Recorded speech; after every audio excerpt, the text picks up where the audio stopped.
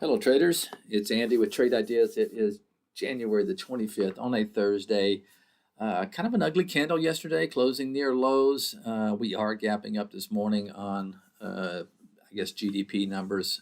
Try not to think too much into why the stock's gapping up or gapping down, but nonetheless, let's take a look. I'm seeing less and less setups. I'm got to be honest with you. I'm not crazy right now about this market at these levels.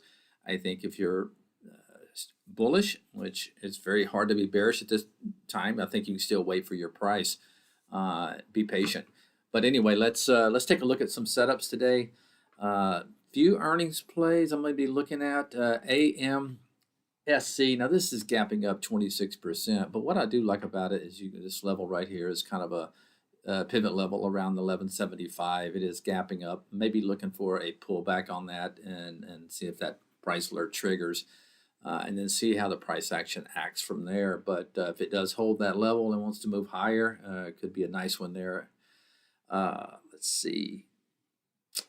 Some airlines are looking good. AAL is kind of same kind of scenario. You can see gapping up right at this resistance level. Going to be watching the airlines this morning. A few of them had earnings, Southwest, AAL, but this is probably the best of the setup, so I'm going to be watching that AAL, see if it can hold that level as well.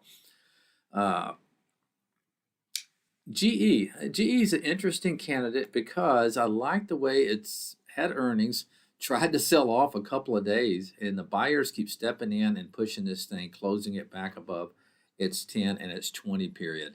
So I have a price alert in there to see, if it can get up to this level. This may want to go back to, monthly highs there. So GE is on the list. One other small cap for you, this grits, I call it, GRTS. Been holding up well, holding that fast line, the 10-period moving average, looking for a break above 295 area. Some more on there, guys, if you have trade ideas, but keep it tight, seeing less setups. Have a good one. I'll talk to you tomorrow. Bye-bye.